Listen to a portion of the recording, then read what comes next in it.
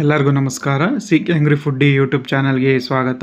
ಇದು ಮಾವಿನ ಹಣ್ಣು ಸೀಸನ್ ಆಗಿರೋದ್ರಿಂದ ಒಂದು ಮಾವಿನ ಹಣ್ಣು ಯೂಸ್ ಮಾಡಿಕೊಂಡು ಒಂದು ಹೋಳಿಗೆ ಯಾವ ರೀತಿ ಮಾಡೋದು ಅಂತ ನಾನು ತೋರಿಸ್ಕೊಡ್ತೀನಿ. ತುಂಬ ಸೂಪರಾಗಿರುತ್ತೆ. ಕಾಯಿ ಹೋಳಿಗೆ ತಿನ್ನಕ್ಕಿಂತನೂ ಚೆನ್ನಾಗಿರುತ್ತೆ. ಒಂದ್ಸಲಿ ಟ್ರೈ ಮಾಡಿ. ಹಾಗೆ ಹೊಸ್ದಾಗಿ ನೋಡ್ತಿರೋರು ನನ್ನ ಚಾನಲ್ನ ಸಬ್ಸ್ಕ್ರೈಬ್ ಮಾಡ್ಕೊಳ್ಳಿ. ಇದಕ್ಕೆ ಏನೇನು ಐಟಮ್ ಬೇಕು ಅಂತ ಇಲ್ಲಿ ಬರ್ತಾ ಇದೆ, ಎಲ್ಲರೂ ನೋಟ್ ಮಾಡ್ಕೊಳ್ಳಿ.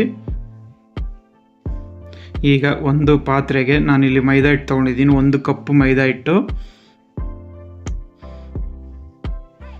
ಆಮೇಲೆ ಸ್ವಲ್ಪ ಎಣ್ಣೆ ಹಾಕ್ಕೊಳ್ಳಿ. ಒಂದು 4 ರಿಂದ 5 ಟೇಬಲ್ ಸ್ಪೂನ್ ಅಷ್ಟು ಎಣ್ಣೆ. ಫಸ್ಟ್ ಎಣ್ಣೆಯಲ್ಲೇ ಕಲಿಸ್ಕೋಬೇಕು ಹಿಟ್ಟನ್ನು.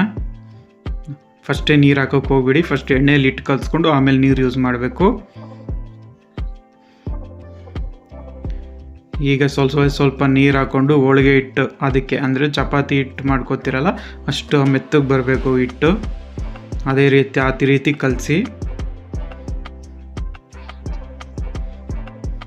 ನೋಡಿ. ಇಷ್ಟು ಮೆತ್ತಗೆ ಬರಬೇಕು. ನೀವು ಚಪಾತಿ ಯಾವ ರೀತಿ ಕಲಿಸ್ತೀರಾ ಅದಕ್ಕಿಂತ ಒಂಚೂರು ಮೆತ್ತಗಿರಬೇಕು. ಈಗ ಇದಕ್ಕೆ ಎಣ್ಣೆ ಹಾಕ್ಬಿಡಿ. ಒಂದು 4 ರಿಂದ 5 ಚಮಚ ಅಷ್ಟು ಎಣ್ಣೆ. ಯಾಕೆಂದರೆ ಹಿಟ್ಟು ಎಣ್ಣೆಯಲ್ಲೇ ನೆನಿಬೇಕು, ಆವಾಗಲೇ ನಿಮಗೆ ಹೋಳಿಗೆ ಸೂಪರಾಗಿ ಬರೋದು. ಈಗ ಇದು 1 ಅವರ್ ಬಿಟ್ಬಿಡಿ. ಈಗ ನಾನಿಲ್ಲಿ 2 ಮಾವಿನ ಹಣ್ಣು ತೊಗೊಂಡಿದ್ದೀನಿ. ನಾನು ಇಲ್ಲಿ ರಸಪೂರಿ ಮಾವಿನ ಹಣ್ಣು ತೊಗೊಂಡಿದ್ದೀನಿ. ಯಾಕಂದರೆ ನಿಮಗೆ ಅದೇ ಮಾವಿನ ಹಣ್ಣು ತುಂಬ ಸ್ವೀಟಾಗಿ ಬರೋದು ಎಲ್ಲ ಮಾವಿನ ಹಣ್ಣಿಗಿಂತ. ಈಗ ಇದನ್ನು ಸಿಪ್ಪೆ ತೆಕ್ಕೊಳ್ಳೋಣ. ನೋಡಿ, ಈ ಥರ ಹಣ್ಣೆಲ್ಲ ಸಪ್ರೇಟ್ ಮಾಡಿ ಸಿಪ್ಪೆಯಿಂದ.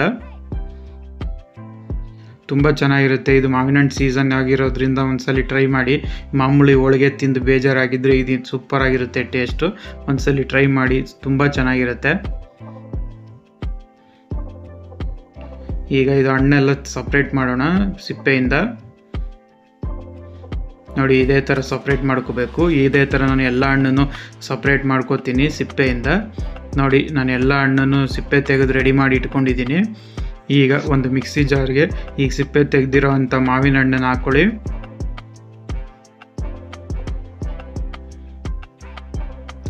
ಈಗ ಇದನ್ನು ಕ್ಲೋಸ್ ಮಾಡಿ ನೈಸಾಗಿ ಪೇಸ್ಟ್ ಮಾಡಬೇಕು. ಉಂಡುಂಡೆ ಇರಬಾರ್ದು, ಮಾವಿನ ಹಣ್ಣು ಪೀಸಸ್ ಇರಬಾರ್ದು. ಆ ರೀತಿ ಫುಲ್ಲು ಪೇಸ್ಟ್ ಮಾಡಿ. ಈಗ ಒಂದು ಬಾಣಲಿಗೆ ನಾನು ಇಲ್ಲಿ 2 ಚಮಚ ಎಣ್ಣೆ ಹಾಕ್ತಾಯಿದ್ದೀನಿ. ತುಪ್ಪ ಬೇಕಾದರೂ ಹಾಕೋಬೋದು. ನಾನಿಲ್ಲಿ ಎಣ್ಣೆ ಯೂಸ್ ಮಾಡ್ತಿದ್ದೀನಿ. ಇದಕ್ಕೆ ರವೆ ಹಾಕ್ಕೊಳ್ಳಿ. ಒಂದು 2 ರಿಂದ 3 ಚಮಚ ಅಷ್ಟು ರವೆ. ಇಲ್ಲಿದು ಸಣ್ಣ ರವೆ, ಚಿರೋಟಿ ರವೆ ಅಂತ ಹೇಳ್ತೀವಲ್ಲ ಆ ರವೆ, ಉಪ್ಪಿಟ್ಟು ರವೆ ಅಲ್ಲ, ಸಣ್ಣ ರವೆ ಅಂತ ಬರುತ್ತಲ್ಲ ಆ ರವೆ. ಈಗ ಇದನ್ನು ಚೆನ್ನಾಗಿ ಹುರ್ಕೊಳ್ಳಿ. ನೋಡಿ, ಈಗ ಹುರಿದಾಗಿದೆ. ಇದಕ್ಕೆ ನಾನು ಒಂದು ಅರ್ಧ ಕಡಿ ಕಾಯಿ ಹಾಕ್ತಾಯಿದ್ದೀನಿ. ಅರ್ಧ ಕಾಯಿ ಹಾಕಿದ್ದೀನಿ. ಅರ್ಧ ಕಾಯಿಗೆ ಒಂದು 3 ಚಮಚ ರವೆ. ಈಗ ಕಾಯಿ ರವೆ ಎರಡನ್ನೂ ಚೆನ್ನಾಗಿ ಹುರಿಬೇಕು. ಈಗ ರುಬ್ಬಿರೋ ಅಂಥ ಮ್ಯಾಂಗೋ, ಮಾವಿನ ಹಣ್ಣನ್ನು ರುಬ್ಬಿದ್ವಲ್ಲ ಅದು, ಮತ್ತು 1 ಕಪ್ಪು ಸಕ್ಕರೆ. ಇದು ಸಕ್ಕರೆಯಲ್ಲಿ ಮಾಡೋದು ಹೋಳಿಗೆ, ಬೆಲ್ಲ ಉಪಯೋಗಿಸೋದಿಲ್ಲ. ಈಗ ಇದು ಚೆನ್ನಾಗಿ ಮಿಕ್ಸ್ ಮಾಡಿ. ಮಾವಿನ ಹಣ್ಣು ಜೊತೆ ಕಾಯಿ ಸಕ್ಕರೆ ಎಲ್ಲ ಮಿಕ್ಸ್ ಆಗಬೇಕು. ಇದಕ್ಕೆ ನೀರು ಏನು ಯೂಸ್ ಮಾಡೋಂಗಿಲ್ಲ. ಸಕ್ಕರೆ ಈಗ ಬಿಸಿಗೆ ಸಕ್ಕರೆನೇ ಕರಗಿ ಅದು ಗಟ್ಟಿ ಆಗುತ್ತೆ. ಈಗ ಅದಕ್ಕೆ ಒಂದು ಅರ್ಧ ಚಮಚ ಏಲಕ್ಕಿ ಪೌಡರ್ ಹಾಕ್ಕೊಳ್ಳಿ. ಈಗ ಅದು ಸಕ್ಕರೆ ಪೂರ ಕರಗಿ ಮತ್ತೆ ಗಟ್ಟಿ ಆಗುತ್ತೆ. ಅಲ್ಲಿ ತನಕ ನೀವು ಇದೇ ಥರ ಮಿಕ್ಸ್ ಮಾಡ್ತಾಯಿರಿ. ನೋಡಿ, ಎಲ್ಲ ಸಕ್ಕರೆ ಎಳ್ಕೊಂಡು ಈಗ ಗಟ್ಟಿಯಾಗಿದೆ. ಈಗ ಇದು ರೆಡಿ ಆಗಿದೆ. ಒಳಗಡೆ ಫಿಲ್ಲಿಂಗ್ ರೆಡಿ ಆಗಿದೆ. ನೋಡಿ, ಈ ಥರ ಉಂಡೆ ಮಾಡ್ಕೋಬೇಕು. ಈಗ ಇದು ನೋಡೋಣ. ನೋಡಿ, ನಾನಿಲ್ಲಿ 1 ಅವರ್ ಆಗಿದೆ ಕಲಸಿಟ್ಟು. ನೋಡಿ ಎಷ್ಟು ಚೆನ್ನಾಗಿ ಸಾಫ್ಟ್ ಆಗಿದೆ. ಈ ರೀತಿ ಸಾಫ್ಟ್ ಆದ್ರೇ ನಿಮಗೆ ಹೋಳಿಗೆ ಸೂಪರಾಗಿ ಬರೋದು, ಇಲ್ಲಾಂದರೆ ಚೆನ್ನಾಗಿ ಬರೋದಿಲ್ಲ. ನೋಡಿ, ಎಷ್ಟು ಸಕ್ಕತ್ತಾಗಿ ಬಂದಿದೆ. ಈಗ ಒಂದು ಬಟರ್ ಪೇಪರ್ ಮೇಲೆ ಫಸ್ಟು ಎಣ್ಣೆಯನ್ನು ಗ್ರೀಸ್ ಮಾಡ್ಕೊಳ್ಳಿ. ಯಾಕಂದರೆ ಹೋಳಿಗೆ ಇಲ್ಲಾಂದರೆ ಅಂಟ್ಕೊಂಡ್ಬಿಡುತ್ತೆ.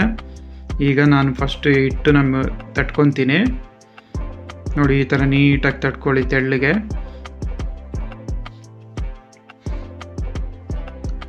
ಈಗ ಅದಕ್ಕೆ ಹೂರಣ ಇಡೋಣ. ನೋಡಿ, ಇದೇ ಥರ ಫಿಲ್ಲಿಂಗ್ ಮಾಡ್ಕೋಬೇಕು. ಒಂದು ಚೂರು ಗ್ಯಾಪ್ ಇರಬಾರ್ದು, ಆ ಥರ ಫಿಲ್ ಮಾಡ್ಕೊಳ್ಳಿ.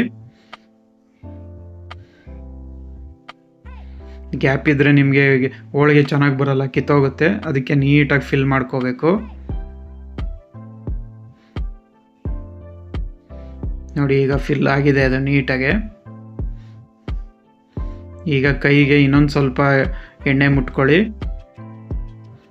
ನೋಡಿ ಇದೇ ಥರ ನಿಧಾನಕ್ಕೆ ತಟ್ಟಿ ಆವಾಗ ನಿಮಗೆ ಒಳಗಡೆ ಇರೋ ಹೂರ್ಣ ಫುಲ್ಲು ನೀಟಾಗಿ ಆಗುತ್ತೆ.